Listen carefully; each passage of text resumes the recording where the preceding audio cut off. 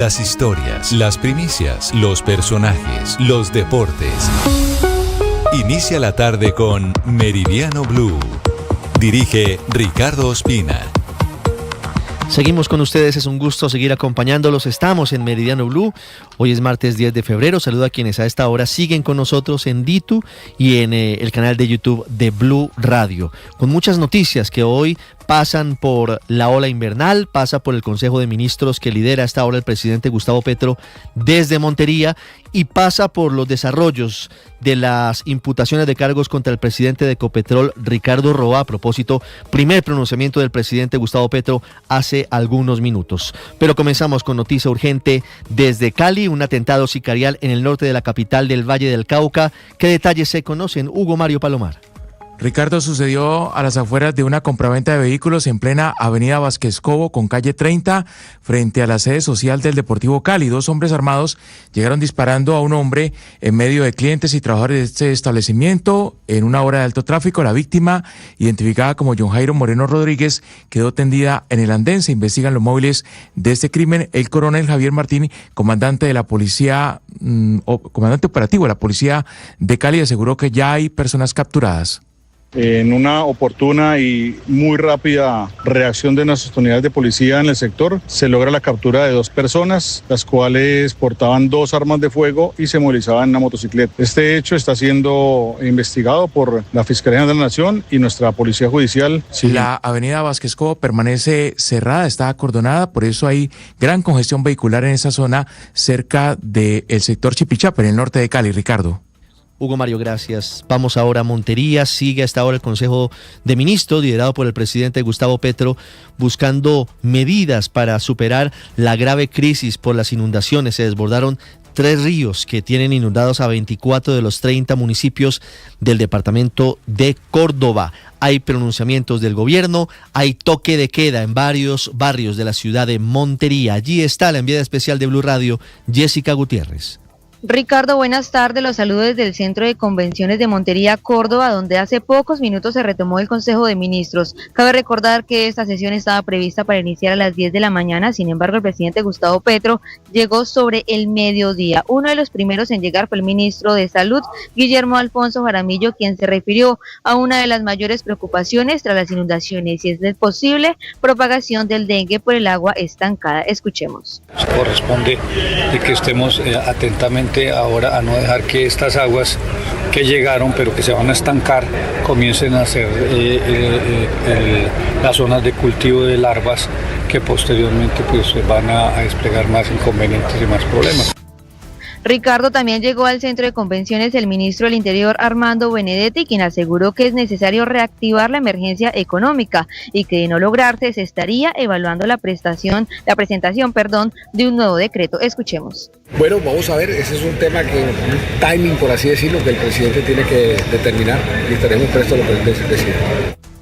Ricardo, adicionalmente, como usted lo decía, la alcaldía de Montería decretó toque de queda hasta el próximo 17 de febrero, desde las 8 de la noche hasta las 5 de la mañana, en 11 barrios afectados por esta emergencia. Ya regreso con usted, Jessica, con las historias de la gente. Las imágenes son muy impresionantes, a pesar de que está cediendo la inundación, sigue siendo difícil. Y tiene usted razón, el día después de esta muy tensa situación difícil, tiene que ver con las enfermedades, con los vectores, con los mosquitos, con el dengue, que pareciera inminente en su llegada a la capital del departamento de Córdoba y a otros municipios. A propósito de Montería, hoy se espera el pico de la situación difícil por cuenta de los vertimientos de la represa de Urrá. ¿Qué sabemos? ¿Cuál es la previsión para hoy? Diana Ospino.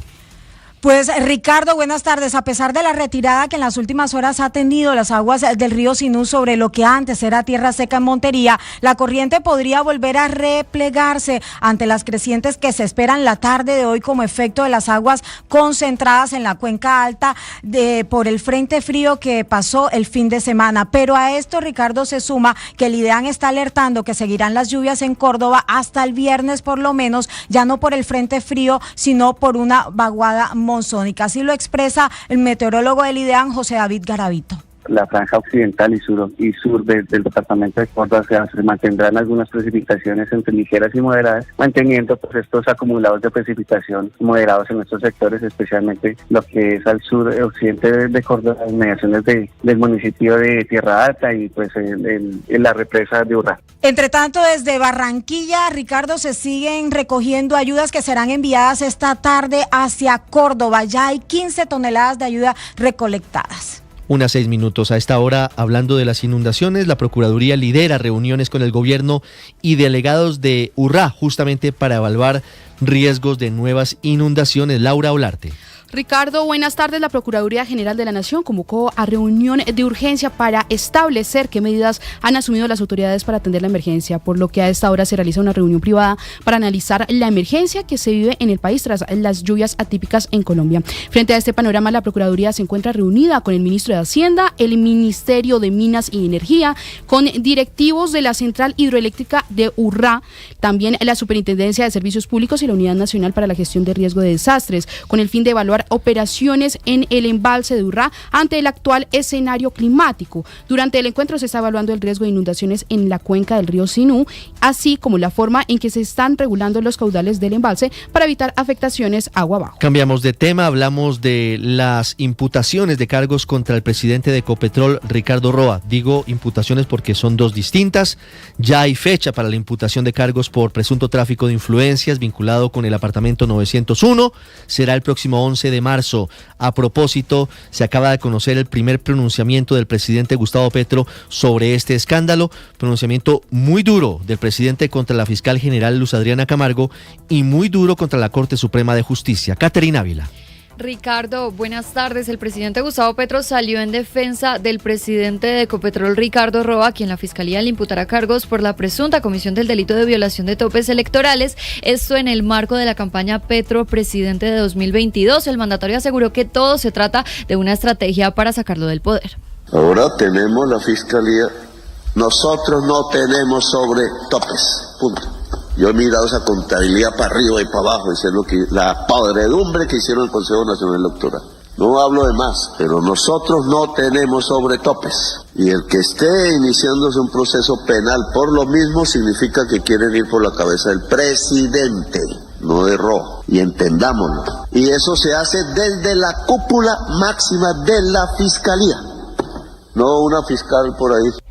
El mandatario comparó esta decisión de la Fiscalía con las decisiones sobre el caso de su hijo Nicolás Petro y también del caso de corrupción de la Unidad Nacional de Gestión del Riesgo, que tiene privados de la libertad a sus exministros del Interior y de Hacienda. El presidente también los defendió, dijo que no creía que tuvieran responsabilidades en este entramado de corrupción y cuestionó que congresistas involucrados no estén presos por los cupos indicativos. Una 9 a propósito de Ecopetrol. Don Víctor Grosso en Data IFX. ¿Se afectó hoy el precio de la acción en la Bolsa de Valores de Colombia o en los mercados internacionales por cuenta de los anuncios de imputaciones contra el presidente de Ecopetrol? Buenas tardes. En medio de una jornada positiva para el promedio de las acciones que se negocian en la Bolsa de Valores de Colombia, que suben de acuerdo con el índice Colcap, la principal referencia de nuestro mercado, a esta hora un 0,41%, y en medio de una caída, aunque no muy pronunciada, del petróleo de referencia Brent, principal referencia para Ecopetrol, y para nuestra economía, el Brent a esta hora baja 0,16%, vemos que las acciones de esta empresa de Ecopetrol son las más desvalorizadas a esta hora en el mercado bursátil, en la rueda de hoy del mercado bursátil colombiano, con una disminución de 2,22% hasta los 2.200 pesos por acción. Varios analistas atribuyen este comportamiento bajista de la jornada de hoy o parte de ese movimiento bajista al debilitamiento constante del gobierno corporativo de Ecopetrol, que ante indicaciones tan graves hacia el presidente de la compañía no se pronuncian y no toman medidas al respecto. Víctor Grosso, datafx.com. Hablamos de alteraciones del orden público, hablamos del ataque contra la estación de policía en el Carmen, en norte de Santander, con ráfagas de fusil a esta hora, cerrados los comercios, a esta hora paralizadas las actividades en esa zona del Catatumbo. Cristian Santiago. Ricardo, y ocurre 30 horas después de que haya sido atacada la subestación de policía del corregimiento de Guamalito que pertenece a este municipio. Lo que se conoce del último ataque es que hombres en motocicleta pasaron a unos 50 metros de la estación de policía, observaron a algunos uniformados a las afueras de estas instalaciones y le dispararon con ráfagas de fusil. Afortunadamente, la seguridad se ha redoblado en territorios como este con el Ejército Nacional y la policía que repelieron el ataque. Lo que ha pasado en este momento es que como se ha presentado una doble acción terrorista, una doble acción subversiva, pues la comunidad tomó la decisión de encerrarse. La alcaldía paró las labores administrativas, inclusive el comercio también ha cerrado las puertas. Es tensa la situación en esa población en donde hay una fuerte presencia de la guerrilla del ELN. 1:11, regreso con usted cuando conozcamos más detalles de esta incursión violenta del ELN en el Carmen, en norte de Santander. Cristian, hablando de grupos armados y elecciones, hoy Naciones Unidas reveló un dramático diagnóstico sobre el Catatumbo. Y ojo, porque en zonas rurales es muy posible que no haya votantes, es decir, que los resultados de las elecciones se vean afectados por cuenta de la actuación de estos grupos criminales. Salima Feris. Sí, señor Ricardo, en entrevista con Blue Radio, Miroslav Jenka, jefe de la misión de verificación de la ONU en Colombia, aseguró que es muy importante asegurar y garantizar el derecho al voto a los colombianos, especialmente a la región del Catatumbo, que viven en constante desplazamiento. Escuchemos. Por desplazamiento, confinamiento, pues hay alrededor de 100.000 personas que prácticamente no pueden votar porque se desplazan de un lugar al otro. Hablé con la gente en Versalles y allá situación de veras es muy compleja, muy difícil. Además, advirtió que el gobierno tiene la responsabilidad de garantizar un entorno seguro para los precandidatos durante la campaña electoral, al recordar que el Estado tiene uso exclusivo de la fuerza y debe asegurar condiciones que permitan elecciones libres y en paz. 1:12 minutos. Salima, gracias.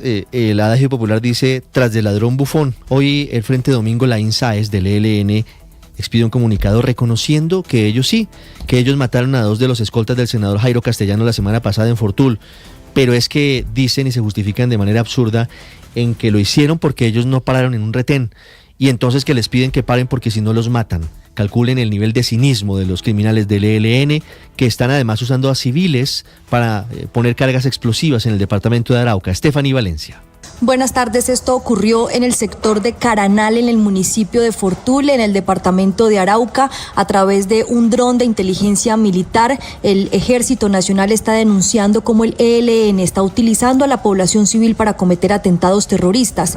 En el video se observa a por lo menos 15 personas cavando un hueco sobre el tubo que queda en el oleoducto Bicentenario, que está aproximadamente a unos 10 metros bajo tierra, para poder instalar explosivos de alto poder y de esta manera dinamitarlo y causar un atentado terrorista en contra de ese oleoducto. Hay una gráfica también que comparte el Ejército Nacional que deja ver el trazado completo de todo el oleoducto de manera subterránea y que permite ver el punto exacto en donde estas personas estaban excavando para poder instalar los explosivos. Señala el Ejército Nacional al Frente Domingo Laín Sáenz para tratar de cometer este atentado terrorista, un derrame de petróleo que hubiera podido generar un impacto en el medio ambiente, específicamente en los afluentes hídricos que abastecen de agua potable a las comunidades que quedan allí cercanas, y poder robarse el petróleo de esta manera, emplearlo para el proceso de narcotráfico de los grupos armados ilegales. Stephanie Valencia, Blue Radio. Stephanie, gracias. 1:14. Finalmente, Juan Pablo Guanipa, uno de los más importantes líderes opositores venezolanos,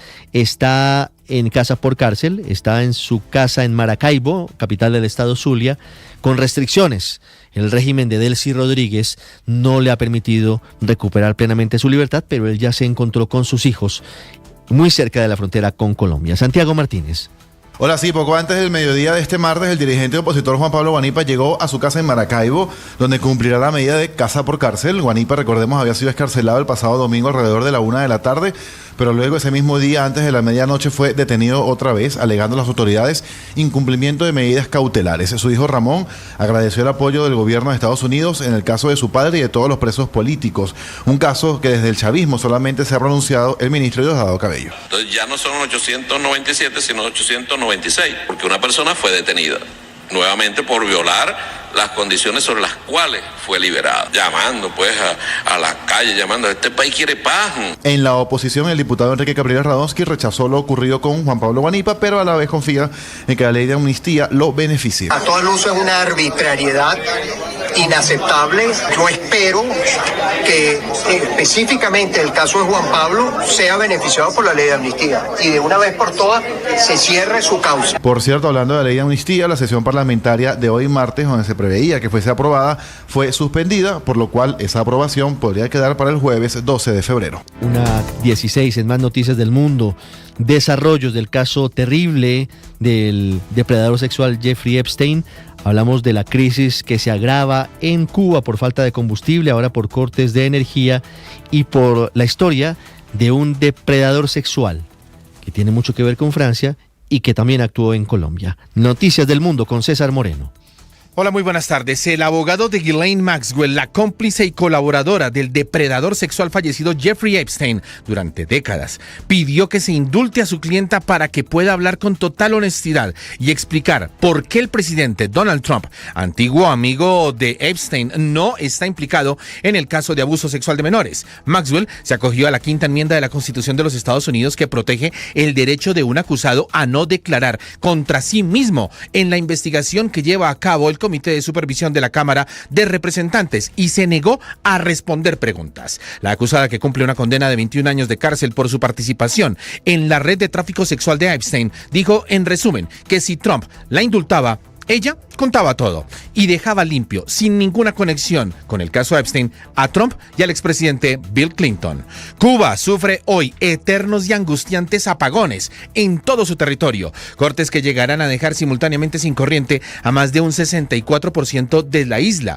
Y la isla atraviesa una profunda crisis energética desde mediados del 2024 por el asedio petrolero impuesto por el gobierno de Estados Unidos con la intervención en Venezuela y la orden ejecutiva de Donald Trump del 29 de enero pasado para impedir que otros países envíen crudo a la isla, y esto está llevando a los apagones a cifras récord. Y paralelo a esto, sin gasolina para la vida diaria por la falta de petróleo, hay venta limitada o casi nula para carros, clases suspendidas, teletrabajo para los empleados públicos, incluyendo las aerolíneas internacionales. Las que vuelan tendrán que hacer escalas aumentando su costo de operación. En este sentido, la aerolínea Air Canada suspendió sus vuelos a Cuba, dejando en tierra a unas 13,000 personas que están viendo cómo cambian sus tiquetes y dónde esperan. Y por último, Jacques Leverre, un hombre de 79 años, fue puesto bajo arresto en Francia por haber cometido al menos 89 violaciones a menores de edad de 13 y 17 años entre 1967 y 2022 en 9 países: Francia, Alemania, Suiza, Marruecos, Níger, Argelia, Filipinas, India y Colombia. Las autoridades francesas hicieron un llamado para que sus posibles víctimas, aún sin identificar, puedan servir como testigos. Además, este depredador sexual confesó haber asesinado a su madre y a su tía. El caso fue descubierto gracias al sobrino del agresor, quien durante una visita de su tío a su casa encontró una memoria USB en la que documentaba extensamente sus delitos por escrito en forma de diario y con fotos, y lo reportó a las autoridades. Terrible esta historia, César. Gracias. 1:19 minutos. En el Abrebocas Deportivo, don Octavio Sazo, buenas tardes. Feliz cumpleaños. Feliz cumpleaños número 40 para el gran Radamel Falcao García. Exactamente, Richie, con las buenas tardes y el saludo para todos. Una de las grandes leyendas del fútbol en Colombia, del deporte de este país, está cumpliendo años el día de hoy. Hablaremos de Radamel Falcao, hablaremos del fútbol colombiano porque hoy arranca una nueva jornada. También habrá fútbol en Europa, hay muchos partidos importantes el día de hoy, Copa Italia y Copa Libertadores de América, así que todos los detalles en minutos, porque además comienza los campos primaverales del béisbol de las Grandes Ligas con actuación de varios beisbolistas colombianos. Todos los detalles, Rich, en minutos acá en Los Deportes. Le tengo además detalles ya mismo con Nicolás Rodríguez sobre cómo avanza la recuperación de la gramilla del Estadio El Campín. Perfecto. Tenemos buenas noticias, ¿sabe? Parece que hay buenas noticias para el fútbol, que es, dirían los futboleros, el escenario principal de un estadio. Claro, los conciertos y otro tipo de eventos son bienvenidos, sí, pero la prioridad debería ser el fútbol. Claro, bueno, no solo que la prioridad debería ser el fútbol, sino que si hacen un concierto en un estadio que es para fútbol, deben garantizar que la cancha esté en perfectas condiciones. Ese es el punto. Nicolás Rodríguez, ¿cómo está hoy, martes 10 de febrero, la cancha, la gramilla del Estadio El Campín? Ricardo, pues lo que han dicho primero desde la interventoría, segundo también las directivas de los equipos bogotanos, es que este campo está apto para disputar los encuentros deportivos. Recordemos que mañana precisamente a las 6:30 de la tarde llega Millonarios a este espacio para enfrentarse a Águilas Doradas, que también se van a encontrar aquí sobre las 6 de la tarde en el Estadio El Campín. Ustedes precisamente en imágenes pueden ver que ya está completamente verde este pasto, este tapete, y el campo donde se había encontrado, donde se habían denunciado las múltiples fallas de los huecos por la apertura también del invierno, ya quedaron completamente resanadas. Precisamente nosotros hablamos con Juan Carlos Salamanca, quien es el gerente de Kibersas, que es la empresa encargada del mantenimiento de la gramilla, y aseguró que tras la visita de las directivas de los equipos de fútbol de Bogotá hubo una buena referencia sobre las condiciones del campo de juego. De vivo, en videos y fotos, que todo el registro que hicimos, salimos al campo, lo recorrieron, les pareció que estaba pues apto de todas maneras para poder jugar. Hay todavía zonas que necesitamos, que obviamente es un elemento natural que necesita un tiempo de adaptación. Sí. Y Ricardo, precisamente desde el IDRD por parte del distrito también estuvieron presentes en la visita técnica. Se espera que mañana venga el director, pero asimismo lo que mantiene en decencia es que definitivamente este escenario deportivo no va a tener conciertos por lo menos hasta el 28 de febrero.